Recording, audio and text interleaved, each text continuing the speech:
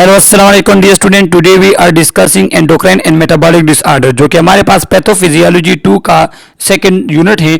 तो इस यूनिट में हम आप लोग को लेक्चर और इसके साथ एमसीक्यूज भी मेंशन करेंगे। पहले की तरह जिस तरह हम पिछले लेक्चर में हम उसको मेंशन आउट करते थे एमसीक्यूज, और फिर वही एमसीक्यूज आपके एग्जाम में आए थे। स्टूडेंट का एक अच्छा फीडबैक था, थैंक यू फॉर दैट्स। और अब जो है हमारे पास क्या है, इस अभी वीडियोस में हम उसका एमसीक्यूज वगैरह जो है अभी मेंशन करेंगे, जो आपको काफ़ी हेल्प आउट करेंगे एग्जाम में। हम पढ़ते हैं हाइपोथैलेमिक पिट्यूटरी कंट्रोल। देखो हमारे पास pituitary gland hormone release secrete करता है, लेकिन पिट्यूटरी भी हमारे पास हाइपोथैलेमस के कंट्रोल में होता है। हमारे पिट्यूटरी के 3 लोब होते हैं, लेकिन मिडिल का जो लोब है वो हमारे पास ह्यूमन में इतना डेवलप नहीं होता।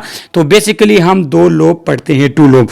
तो कहते हैं कि both lobe of pituitary gland are control by hypothalamus. सही है, हाइपोथैलेमस के कंट्रोल में होते हैं दोनों लोब। एंटीरियर लोब जो है वो डायरेक्ट कंट्रोल में होगा, is regulated by releasing the inhibiting hormone from the hypothalamus. कि हाइपोथैलेमस से रिलीजिंग या इनहिबिटिंग हार्मोन जो है वो रिलीज होंगे और आपका पिट्यूटरी ग्लैंड जो है वो अंडर कंट्रोल होगा। लेकिन जो पोस्टीरियर लोब होता है वो डायरेक्ट नहीं, वो न्यूरो एंडोक्राइन रिफ्लेक्सेस के थ्रू जो है हमारे पास within control of hypothalamus होता है। तो अब न्यूरो एंडोक्राइन रिफ्लेक्स कौन से हैं, ये एग्जाम्पल के थ्रू आप देख लें कि the Suckling of an infant stimulate nerve ending in the nipple. Sensory signal are transmitted through spinal cord and brainstem to the hypothalamus and from there to posterior pituitary. This cause the release of oxytocin which result in milk ejection. कि हमारे पास जब छोटा बच्चा Suckling reflex उसका करता है तो क्या होते हैं कि सकलिंग करता है तो वो निपल्स में हमारे पास सेंसरी जो न्यूरॉन होते हैं वो सेंस कर लेते हैं। तो वो मैसेज चला जाता है हमारे पास स्पाइनल कॉर्ड ब्रेन स्टेम में, वहाँ से हाइपोथैलेमस, और फिर हाइपोथैलेमस से चला जाता है हमारे पास पोस्टीरियर पिट्यूटरी में। तो पोस्टीरियर पिट्यूटरी फिर क्या करता है, ऑक्सीटोसिन रिलीज सेक्रेट कर लेता है, और यही ऑक्सीटोसिन हमारे पास मिल्क एजेक्शन काज करता है। तो ये आपके पास जो है वो न्यूरो एंडोक्राइन रिफ्लेक्स हो गया, जो कि अभी मैंने आपको पढ़ा दिया। तो 2 तरीकों से हमारे पास जो है वो अंडर कंट्रोल होते हैं। Hypothalamic pituitary control, anti diuretic hormone is also control by neuro endocrine reflex. Anti diuretic हमारे पास जो हार्मोन है वो न्यूरो एंडोक्राइन रिफ्लेक्स के थ्रू काम करता है। किस तरह के, dehydration release the osmolarity of the dehydration raises the osmolarity of the blood which is detected by hypothalamic neuron called osmoreceptor. अच्छा, कहते हैं कि जब डिहाइड्रेशन होती है तो ब्लड की ऑस्मोलरिटी, ब्लड में आयन सल्यूट की मिकदार ज़्यादा हो जाती है। वही आपके ब्लड वेसल्स में जो ऑस्मो रिसेप्टर होते हैं वो सेंस आउट कर लेते हैं कि हमारे पास ऑस्मोलरिटी बढ़ गई है। तो the osmo receptor trigger anti diuretic hormone release and anti diuretic promote water conservation. और फिर हमारे पास जो है वो ऑस्मो रिसेप्टर एडीएच रिलीज कर लेते हैं, anti diuretic hormone. Anti diuretic hormone वो हार्मोन में है जो आपके यूरिन में फ्लो, आपके जो लूप ऑफ हेनले वगैरह से वहाँ से वाटर कंजर्वेशन करते हैं और आपके यूरिन को कंसंट्रेटेड बनाते हैं। आपको यूरिन कंसंट्रेटेड बाहर निकलता है और जो हमारे पास वाटर है वो रिजर्व हो जाते हैं। तो अगर ऑस्मोलरिटी ब्लड की ज़्यादा हो गई तो फ्लूइड की मिकदार कम हो गई। जब फ्लूइड की मिकदार कम हो गई, एंटी डायरेटिक हार्मोन आपके पास यूरिन प्रोडक्शन कम कर लेते हैं और फ्लूइड आपके पास रिटेन हो जाता है। जब आपके पास excessive blood pressure by contrast stimulate stretch receptor in the heart and certain arteries. जब आपके पास ब्लड प्रेशर ज़्यादा हो जाए तो उस दौरान स्ट्रेच रिसेप्टर जो हमारे ब्लड वेसल्स में होते हैं, हमारे हार्ट्स में होते हैं, सर्टन आर्टरी में होते हैं, वो क्या करते हैं, वो स्ट्रेच रिसेप्टर जो है वो एक्टिवेट हो जाते हैं। और स्ट्रेच रिसेप्टर फिर हमारे पास क्या करता है, वो एंटी डायरेटिक हार्मोन का जो है सेक्रेशन वो कम कर लेते हैं। और जब एंटी डायरेटिक हार्मोन आपके पास कम होगा तो आपके पास जो है यूरिन ज़्यादा बनेगा और आपके बॉडी से फ्लूइड ज़्यादा निकलेगा, और उसका रिजल्ट क्या होगा कि आपके पास आपका ब्लड प्रेशर जो है वो नॉर्मल हो जाएगा। Growth hormone is regulated by two hypothalamic hormone as growth hormone releasing hormone and somatostatin. Hypothalamus दो हार्मोन रिलीज करता है जो हमारे पास पिट्यूटरी ग्लैंड में से ग्रोथ हार्मोन पे इफेक्ट करते हैं, जो कि एक ग्रोथ हार्मोन रिलीजिंग हार्मोन है, दूसरा somatostatin. Growth hormone releasing hormone हमारे पास ग्रोथ को इंक्रीज करेगा और सोमेटोस्टेटिन जो है वो ग्रोथ को कम या स्लो या स्टॉप करता है। ग्रोथ हार्मोन और सोमेटोट्रोफिन, अच्छा एक सोमेटोस्टेटिन है और एक सोमेटोट्रोफिन। सोमेटोट्रोफिन हमारे पास ग्रोथ हार्मोन को कहते हैं, सोमेटोस्टेटिन वो ग्रोथ हार्मोन जो ग्रोथ को कम करता है या स्टॉप करता है। Somatotropin is secreted by somatotroph, the most numerous cell in anterior pituitary. The pituitary produce at least 1,000 times as much growth hormone as any other hormone. MCQs के लिए याद रख ले कि आपके पास पिट्यूटरी ग्लैंड जो है वो 10,000 गुना जो है वो आपके पास ग्रोथ हार्मोन रिलीज करता है बनिस्बत बाकी हार्मोन के, कि अगर बाकी हार्मोन एक हैं तो ग्रोथ हार्मोन जो है वो हमारे पास कितने होंगे, ग्रोथ हार्मोन हमारे पास 1000 या इससे ज़्यादा होंगे। The general effect of growth hormone is to promote mitosis, cellular differentiation and thus to promote wide spread tissue growth. और ग्रोथ हार्मोन इसका नाम से जाहिर है ये माइटोसिस भी करेगा, सेल की जो डिफरेंशिएशन होती है कि कौन सा सेल कौन सा फंक्शन परफॉर्म करता है वो, और इन दो को कंबाइन करके फिर हमारे पास ग्रोथ हार्मोन का मेन फंक्शन आ जाता है body growth. Growth hormone has widespread effect on cartilage, bone, muscle and fat. It exerts these effect both directly and indirectly. तो ग्रोथ हार्मोन का हमें पता है कि ग्रोथ हमारे पास बोन, मसल और कार्टिलेज की होती है, तो कहते हैं कि ये इन तीन चीज़ों पे डायरेक्टली और इनडायरेक्टली ग्रोथ हार्मोन जो है वो बहुत ज़्यादा इफेक्ट करता है। Growth hormone itself directly stimulate this tissue but also induce the liver and other tissue to produce growth stimulant factor called insulin like growth factor or somatomedin which then stimulate target cell in diverse tissue. देखो growth hormone आपके पास किस तरह growth को effect करेगा ये अभी आगे हम पढ़ते हैं, और यहाँ पे लिखा है कि हमारे पास ग्रोथ हार्मोन जो है वो सिर्फ पिट्यूटरी ग्लैंड से रिलीज नहीं होगा बल्कि वो हमारे पास बाकी आर्गन जो कि एंडोक्राइन के पार्ट्स नहीं है वो उससे भी हमारे पास ग्रोथ लाइट फैक्टर को रिलीज करता है, जिस तरह लीवर हमारे पास हो गया, जिस तरह हमारे पास बाकी टिश्यूज वगैरह हो गए, और वो फिर हमारे पास ग्रोथ में हमें हेल्प आउट करेगा। और वो हमारे पास कौन से, इंसुलिन लाइक ग्रोथ फैक्टर। तो इंसुलिन लाइक ग्रोथ फैक्टर जो है ये हमारे पास कहाँ से, ये हमारे पास लीवर वगैरह से रिलीज या सेक्रेट होता है। इसके लिए दूसरा नेम है सोमेटोमेडिन। तो एमसीक्यूज के लिए ये आप याद रख ले, सोमेटोट्रोफिन ग्रोथ हार्मोन है, सोमेटोस्टेटिन जो है वो ग्रोथ को स्टॉप करेगा, सोमेटोमेडिन जो है वो हमारे पास इंसुलिन लाइक ग्रोथ फैक्टर है। तो इंसुलिन लाइक ग्रोथ फैक्टर हमारे पास क्या काम करता है, most of this effect are caused by IGF, कि वो हमारे पास ग्रोथ की प्रोडक्शन, वो हमारे पास ग्रोथ में हेल्प आउट करता है, और ग्लूकोज वगैरह के मेटाबॉलिज्म और उसके बॉडी में जो है उसके फंक्शनल बनाने के लिए भी हमारे पास हेल्प आउट करते हैं, कि ब्लड में जो है ग्लूकोज वगैरह होता है उसको ब्लड से या सेल की तरफ या बॉडी से रिमूव करता है। ये भी हमारे पास जो है इंसुलिन लाइक ग्रोथ फैक्टर का कमाल है। तो ये दो ग्रोथ फैक्टर होते हैं, एक 1 एक 2। 1 जो है हमारे पास वो तो नॉर्मली फंक्शन करते हैं, लेकिन इंसुलिन लाइक ग्रोथ फैक्टर 2 जो हमारे पास है तो वो फेटल ग्रोथ, जो बच्चा जो है माँ के पेट में होते हैं, फीटस में होते हैं, तो उस टाइम में हमारे पास ये इंतहाई ज़्यादा हेल्प आउट करता है। Function of growth hormone, growth hormone के हमारे पास कौन कौन से फंक्शन हैं, प्रोटीन सिंथेसिस, ट्रांसलेशन, ट्रांसक्रिप्शन। देखो प्रोटीन सिंथेसिस में हमारे पास दो मेन प्रोसेस होते हैं, एक हमारे पास है ट्रांसक्रिप्शन। ट्रांसक्रिप्शन इसे कहते हैं कि formation of messenger RNA from DNA, के डीएनए के 2 स्ट्रेन से एक स्ट्रेन की हमारे पास मैसेंजर आरएनए बन जाती हैं, फिर यही मैसेंजर आरएनए को इस प्रोसेस को हम कहते हैं ट्रांसक्रिप्शन, के formation of messenger RNA from DNA, और फिर यही मैसेंजर आरएनए को राइबोसोम रीड आउट करता है और इससे प्रोटीन बना लेता है, तो इसको कहते हैं ट्रांसलेशन। तो ये 2 प्रोसेस प्रोटीन सिंथेसिस से होते हैं। Growth hormone enhances amino acid and transport into cell, ये अमीनो एसिड की ट्रांसपोर्ट सेल में इंक्रीज करेगा, and to ensure that protein synthesis outpace breakdown it suppress protein catabolism। सही है। तो ये क्या करते हैं कि ये हमारे पास प्रोटीन ग्रोथ हार्मोन जो है ये प्रोटीन को स्टोर करेगा, प्रोटीन को कैटाबॉलिज्म से बचाएगा। किस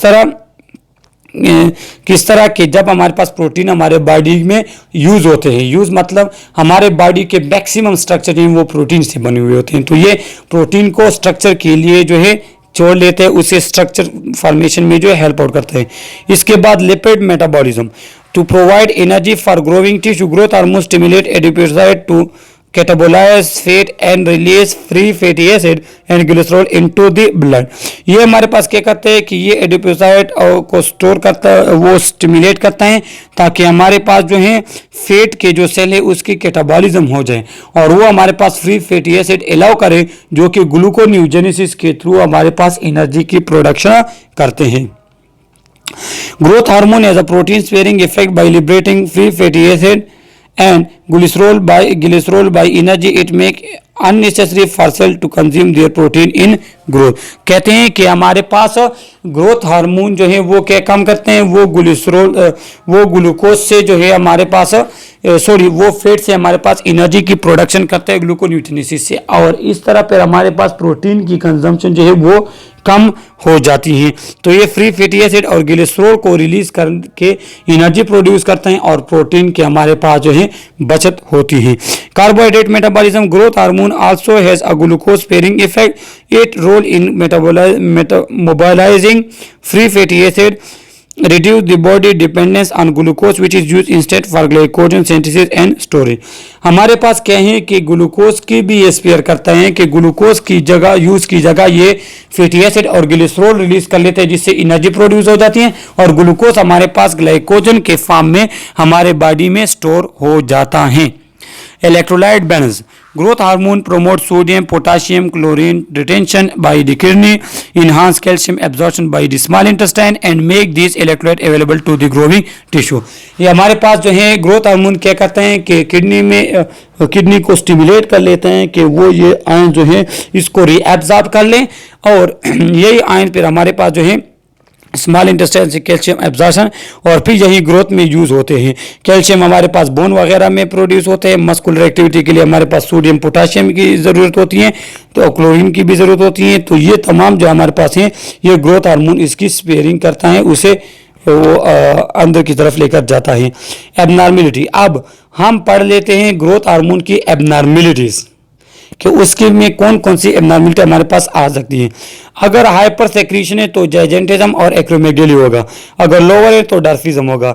एमसीक्यूज के लिए याद रख ले कि जाइजेंटिज्म हमारे पास या गाइगेंटिज्म जो भी आप इसी को प्रोनाउंस करें, ये हमारे पास क्या है कि ये बचपन में होता है, छोटे बच्चों में होता है जब ग्रोथ का टाइम होता है, और एक्रोमेगेली जो हमारे पास है ये बड़ों में होता है।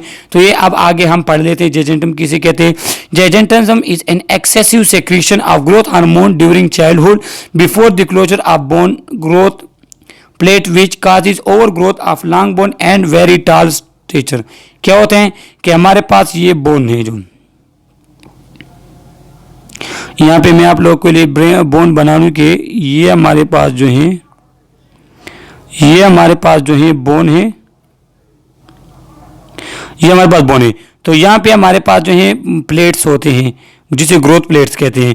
तो जब छोटे बच्चे होते हैं तो ये एक हद तक ये बोन बढ़ता है और ये प्लेट जो है उसे स्पेस देते हैं। लेकिन जाइजेंटिज्म में क्या होते हैं कि जाइजेंटिज्म में ये होते हैं कि ये नॉर्मल बोन है। तो जाइजेंटिज्म में हमारे पास अगर ये एपिफिजियल प्लेट है, इसे एपिफिजियल प्लेट कहते हैं, हमारे पास जो ग्रोथ होती है, तो ये नॉर्मल बोन जो आपके पास जो है नॉर्मल बोन जो हमारे पास है जिसने कम बढ़ना था वो फिर इस तरह ज़्यादा बढ़ जाता है। तो फिर आप कहते हैं कि आप इंतहाई ऊपर बड़े टाल से बन जाते हैं, usually resulting from tumor of somatotroph. और जब ये हमारे पास ग्रोथ हार्मोन वगैरह में ट्यूमर वगैरह आ जाते हैं, पिट्यूटरी ट्यूमर होते हैं, तो ये वहाँ से इंतहाई ज़्यादा अगर रिलीज होते हैं। तो ये नॉर्मल पर्सन अगर इतना है तो जाइजेंटिज्म वाला पर्सन जो है वो उसका इतना टाल होगा, एक एबनॉर्मल हाइट होगी जो कि एबनॉर्मेलिटी है।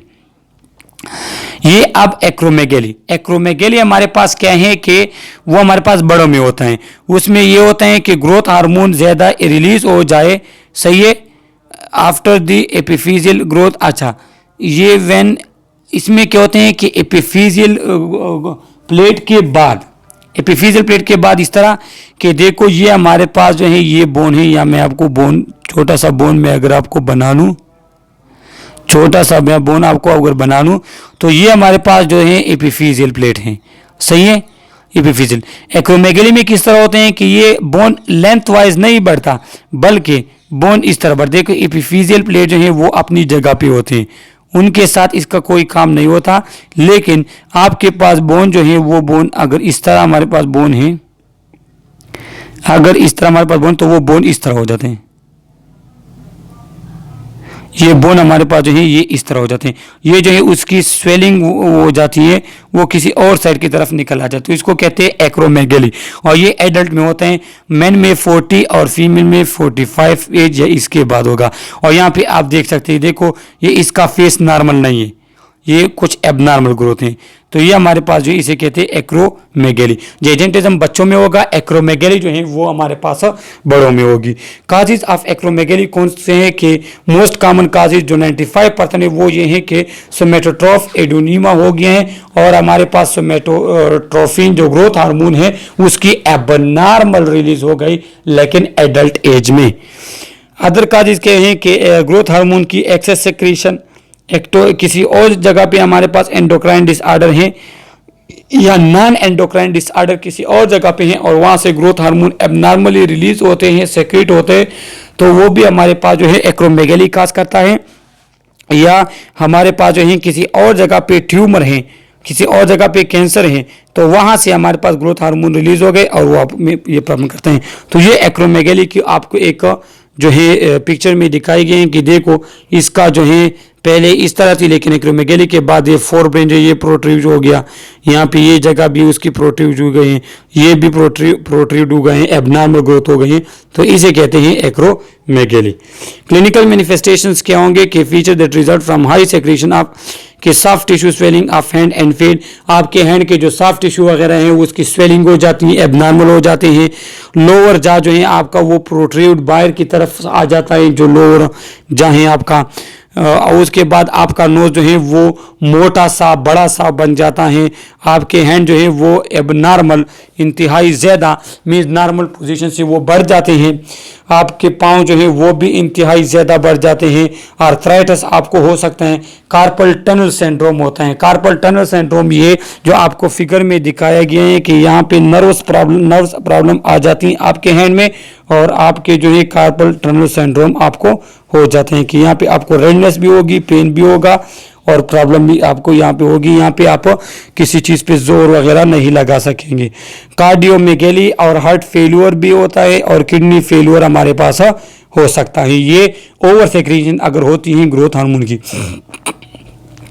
अब आ जाते हैं डॉर्फिज्म शॉर्ट स्टेचर पे। Short stature is a condition in which the attained height is well below the 5th percentile or linear growth is below normal for age and sex। ये 5th percentile ये आप MCQs के लिए याद रख ले कि आपकी हाइट जो है वो हाफ से भी कम होती है। सही है कि एक नॉर्मल पर्सन की जो हाइट होगी तो आप उसके हाफ या हाफ से भी कम होते हैं। और ये जो है हमारे पास जो है बिलो नॉर्मल फॉर एज कि आपकी एज तो नॉर्मल होगी, एक नॉर्मल पर्सन के बराबर आपकी एज होगी, लेकिन आपकी हाइट जो है वो इंतहाई ज़्यादा कम होगी, और ये मेल फीमेल दोनों में हो सकता है। शॉर्ट स्टेचर के काजेस क्या हैं कि आपके पास या जेनेटिक्स कोई शॉर्ट स्टेचर है कि आपके माँ बाप हैं, या कोई ऐसा जो है जो जीन्स में आ रहा है आपका शॉर्ट स्टेचर, या आपको chronic illness and mall nutrition, अगर आपको कोई सख्त बीमारी है, किडनी वगैरह की प्रॉब्लम है कि आपके पास कैल्शियम वगैरह सीक्रेट नहीं होता, और आपके पास जो है बोन जो है उसकी ग्रोथ नहीं होती, या आप कोई माल न्यूट्रिशन है, माल न्यूट्रिशन का शिकार है कि आपके न्यूट्रिशन ऐसे नहीं है कि जिससे आपको एनर्जी मिल सके, या आप जो है रेनल फेल्यूर आपको हो गया है। रेनल फेलियर में क्या होते हैं कि हमारे पास रेनल किडनी जो है कैल्शियम वगैरह के एब्जॉर्प्शन में हेल्प आउट करता है, लेकिन अगर उसमें प्रॉब्लम है तो आपके कैल्शियम वगैरह नहीं होंगे जो कि बोन प्रोडक्शन में काम करते हैं। आपके पास सोडियम पोटाशियम जो मस्कुलर एक्टिविटी में हेल्प आउट करते हैं वो स्टोर नहीं होंगे। न्यूट्रिशनल डिप्रिवेशन अगर किसी को है उसको भी हो सकता है, या किसी को माल एब्जॉर्प्शन कोई सिंड्रोम है, या किसी को क्रोमोसोमल प्रॉब्लम जो टर्नर सिंड्रोम वाले पर्सन होते हैं जिसमें एक क्रोमोसोम एक्स्ट्रा होता है, तो उसमें भी ये हमारे पास टर्नर सिंड्रोम में आई थिंक से क्रोमोसोम कम होता है, तो उसमें भी जो है आपको ये प्रॉब्लम होती हैं। और स्केलेटल एबनॉर्मेलिटी में भी शॉर्ट स्टेचर हमारे पास हो सकता है। या इंट्रायूटेराइन अगर आपको जो है फिटल एज में या इंट्रायूटेराइन आपको जो है कोई ग्रोथ रिटार्डेशन हो गई है, एंडोक्राइन डिसऑर्डर है, ग्रोथ हार्मोन प्रोड्यूस नहीं हो रहे, पिट्यूटरी में जो है कोई प्रॉब्लम है, कोई कैंसर वगैरह या किसी भी किस्म की कोई प्रॉब्लम है, इंसुलिन लाइक ग्रोथ फैक्टर भी उसकी कमी है, हेरिडिटी डिफेक्ट अगर है, या आपके पास जो है हाइपोथैलेमस जो ग्रोथ हार्मोन रिलीज करता है वो नहीं कर सकता, कम करता है, तो ये हमारे पास जो है उसके क्या है, ये उसके काजेज हैं। पैथोलॉजी क्या है कि पिट्यूटरी ट्यूमर हमारे पास नॉन फंक्शनल पिट्यूटरी ट्यूमर अगर किसी को है, नॉन फंक्शनल वास्कुलर थ्रोम्बोसिस अगर हुआ है तो उससे क्या होता है, lead to necrosis of the normal pituitary. कि अगर वास्कुलर थ्रोम्बोसिस कहते हैं कि आपके पास वेसल्स क्लोज हो गए, बंद हो गए, तो वहाँ पे आपके पास पिट्यूटरी के नेक्रोसिस स्टार्ट हो जाती है, ग्रोथ हार्मोन रिलीज नहीं होता, आप फिर डॉर्फ रह जाते हैं। Infiltrative granulomatous disease that destroy the pituitary, या आपके पास कोई डिजीज है जिसकी वजह से आपका पिट्यूटरी ग्लैंड जो है वो डिस्ट्रॉय हो जाता है, डिस्ट्रॉय हो गए हैं। Idiopathic are possible auto immune, या हमारे पास पॉसिबल ऑटो इम्यून डिसऑर्डर हैं जिसकी वजह जिसने आपके पिट्यूटरी ग्लैंड को इफेक्ट कर लिया है, तो वो भी हमारे पास क्या है, वो भी हमारे पास काज कर सकते हैं, आपके ग्रोथ हार्मोन की रिलीज उससे फिर कम होती है। तो ये हमारे पास छोटा सा वीडियो लेक्चर था एंडोक्राइन सिस्टम और उसके ग्रोथ हार्मोन के एबनॉर्मेलिटी पे। आगे वीडियोस लेक्चर में हम क्या pituitary gland, endocrine, pituitary gland, adrenal gland, तमाम एंडोक्राइन सिस्टम में जितनी भी ग्लैंड है एक एक करके हम इसको एक्सप्लेनेशन के साथ पढ़ेंगे। चैनल को सब्सक्राइब करें, लाइक करें हमारे वीडियोस को। Okay, thank you.